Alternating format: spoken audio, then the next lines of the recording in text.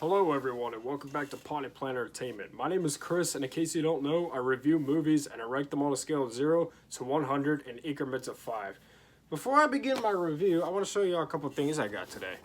So, this toy store in my mall is a seasonal store, right? And so everything was half off today. So, I got this awesome figurine of Spengler from Ghostbusters, and I got a new Funko Pop. Where is it?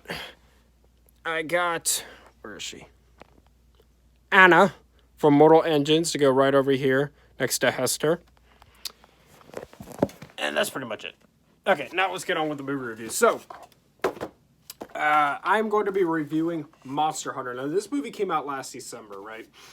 I wasn't going to go see it, but then me and my friends were out today and we were bored. And I was like, let's just go see a movie. Like, let me look it up, just see what's playing. We'll go see whatever. So, we came down to 3 options, and we decided to go see this one. So we went to go see Monster Hunter, and it was exactly what I expected it to be, just a little bit less bad.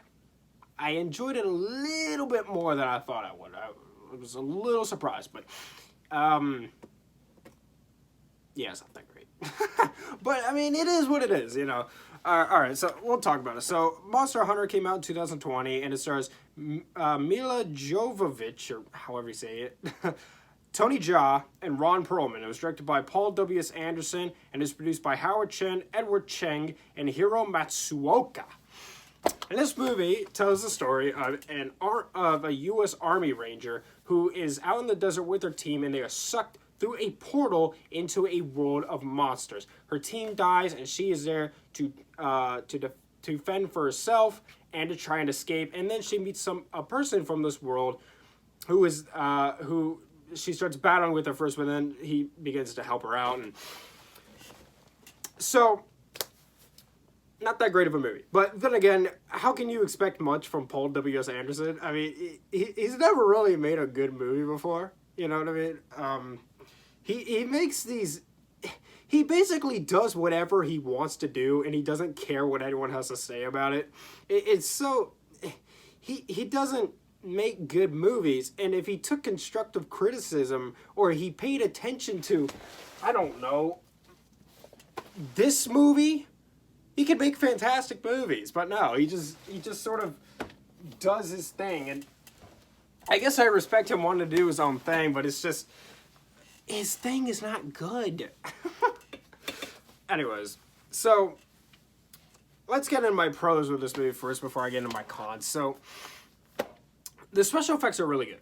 I was impressed. The monsters look really awesome. It was very well budgeted, I could tell. The stunts were really good too. There was some really good stunt work and fighting in this movie. It was really, really good. The sets are also really good too. They had some great set designers for this film. Really, really good stuff to look at.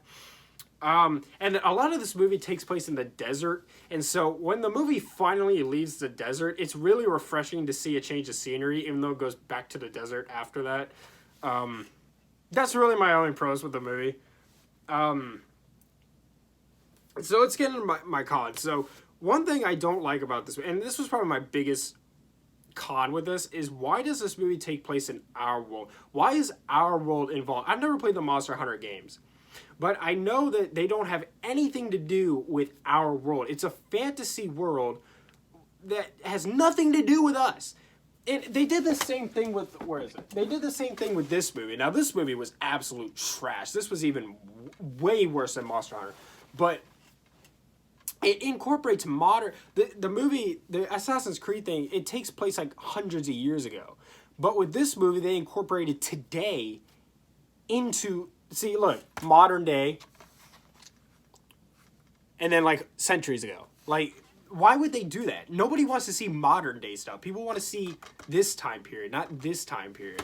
Well, they do the same thing with this, and it's like, nobody wanted that. And so the portal that takes them into this monster world is this giant storm, like, that just barrels through the desert. And she's, and what's her name? I'm just going to call her Mila. She says there are hostiles or enemies behind that storm. And I'm like, okay, first of all, no, there wasn't. But second of all, even if there was, how would she know that? the dialogue is really bad. The editing is horrific. Like, not only are the action sequences poorly edited, but even just scenes where, like, people are standing around and looking or talking or something. Just so many quick cuts and... bleh. So, when the what's his name? Tony Jaa, he plays an archer guy, right, from the Monster World. When he first meets our protagonist, they begin fighting each other, and he doesn't want to kill her, though, but in this fight scene, he's swinging a knife at her. And I'm like, if you don't want to kill her, why are you trying to stab her? Okay, now, chocolate. This movie has a thing with chocolate. Even me and my friends were sitting there just saying chocolate over and over again while watching the movie. Because the movie had this thing with chocolate. And she offers chocolate to Tony Jaa. And she's like it's food. Like, you can eat it. But the thing is she's got a Hershey's bar. But who brings chocolate to a desert? Wouldn't that have been melted by now? Like, through lots of parts of the movie, she's, like, really thirsty because she's out in the desert. So why would she have chocolate with her? Who brings chocolate to the desert, first of all? Second of all, why would it not be melted? This movie spends way too much time in the desert. As I said before, when this movie finally leaves the desert, it's very refreshing because there's so much of this movie spent in the desert. And then even when it leaves the desert for a little bit, at the end of the movie, it goes back to the desert. It's so aggravating because there's just so much time in this desert. And I have a friend, one of my Xbox buddies, he's played the Monster Hunter games, and he told me probably his favorite game of all time is Monster Hunter 15, one of them at least. And in that game, you could travel to so many different lands and see so many different regions. It's all really beautiful, at least according to him. So I'm curious as to why they decided to stick with just the desert for this movie, when there's so much they could have done. This movie really should have been more like Lord of the Rings. It should have had a group of characters go on an adventure, who live in this monster land, go on an adventure across the land to reach somewhere, like Lord of the Rings. That's what this should have been. But it wasn't. They had to incorporate the United States Army for some reason. The characters are also not harmed when they should be. There's so many times where characters are in a car and the car gets hit by a monster and it goes flipping and they'll crawl out of the car like, oh, like, should you have a concussion or something? Like, what? Also, there's this like character in it that I won't spoil it for you, but there's this character that's an animal with like human traits, and it's really badly CGI. Like, it does not look real at all. Even though that I like that character, it was really badly CGI. And the last thing, this is probably the first thing I should have brought up, is that when the movie opens, it shows a shot of Milla and her army team driving out into the desert, and it shows us in the bottom left-hand corner the coordinates for where they are. And I'm sitting there like, why would we need to know the exact global positioning of where they are?